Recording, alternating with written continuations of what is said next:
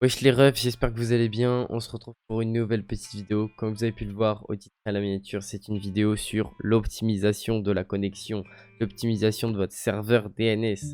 Aujourd'hui, je vais vous apprendre avec DNS Jumper, donc un logiciel entièrement gratuit, simple d'utilisation, comment améliorer votre canal DNS et d'ailleurs pouvoir changer, ce qui est plutôt important et intéressant.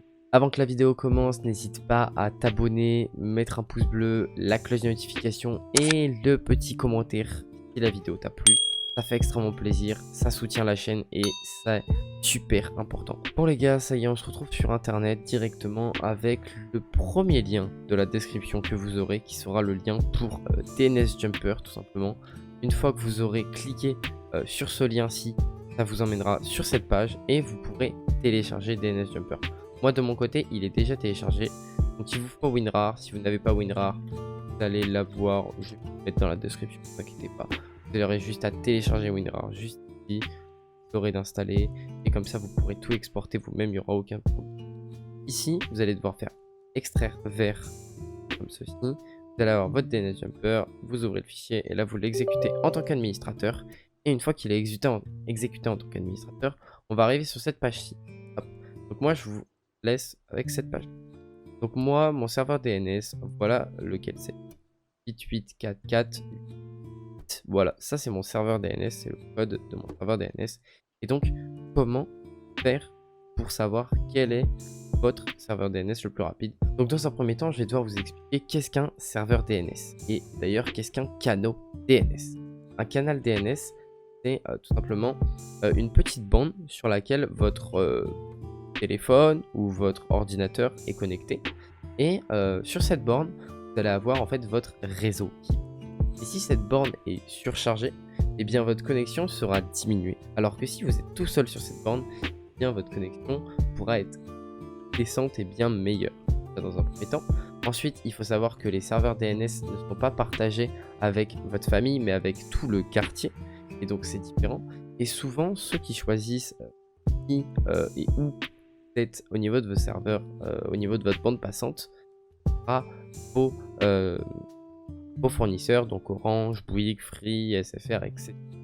Et donc du coup, dans un premier temps, vous allez devoir faire DNS le plus rapide et vous allez lancer le test.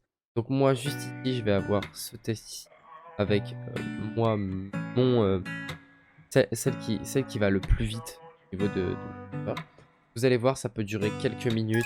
Il y en a beaucoup. Moi, je sais que ça va relativement vite. C'est la première. Et en fait, vous allez avoir plusieurs résultats. Vous allez avoir Google Public DNS, OpenDNS, patati patata. Le meilleur à choisir, c'est prendre en fait un serveur comme celui de Google Public DNS. Pourquoi? Parce qu'en fait, Google Public DNS, c'est un serveur de Google aux États-Unis qui va donc pouvoir aller plus rapidement. Mais vous avez la deuxième possibilité.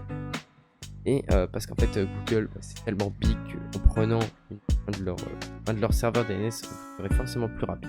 Mais la deuxième possibilité c'est prendre directement un serveur français. En prenant un serveur français, vous assurez d'être extrêmement proche et donc d'avoir une connexion peut-être meilleure. Après, c'est comme vous voulez. L'objectif c'est plus le chiffre est bas, conseillé. Je crois que c'est ça. Là c'est 10 millisecondes, 19 millisecondes et après les chiffres augmentent, etc. L'objectif c'est d'avoir le plus bas nombre de millisecondes. Une fois que vous avez votre serveur DNS de fait, vous faites appliquer le serveur DNS. Ça va vous mettre que ça va changer avec succès. Et vous allez comprendre pourquoi. Vous voulez retourner au départ. Chose de départ. Parce que moi ça m'est déjà arrivé d'avoir pas des soucis mais en mode c'était important pour certains de retourner à la case départ, de pouvoir refaire. Dans le sens inverse. Et bien vous faites DNS. Sinon vous faites juste DNS et vous faites retour à l'option d'avant, retour au début.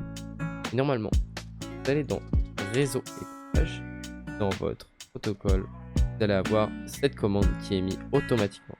C'est cette commande qui est importante et qui va tout changer. En fait, donc sur ma première vidéo, donc celle au niveau de l'optimisation, vous aviez comme possibilité tout simplement de augmenter votre débit directement. C'était votre débit. Et là, ça va pas augmenter votre débit, mais ça va libérer votre bande passante. Très différent. En libérant votre bande passante, ça veut dire avoir accès à moins de ping sur les jeux par exemple, et avoir la possibilité de télécharger plus rapidement. Mais après, est-ce que ça vous apportera d'autres avantages?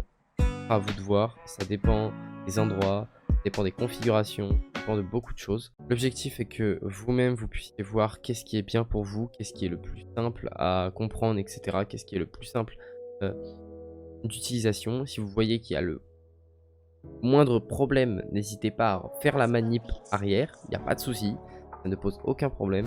Et bien merci à tous d'avoir regardé cette vidéo, c'était une vidéo plutôt courte, voilà. J'espère que vous avez su l'apprécier comme elle était. C'est le retour, voilà. Le retour de l'ancien micro d'ailleurs, parce qu'au final j'ai décidé de prendre le Fifi. Je vais attendre d'avoir encore un meilleur micro où je pourrais faire davantage de choses. Voilà. Il y aura peut-être un live explicatif. Enfin, je vais essayer de me motiver à relive un petit peu plus, parce que même moi je suis un peu plus d'envie, etc. Donc, je vous souhaite à tous une très bonne journée. C'était Silou. Et puis, ciao l'équipe.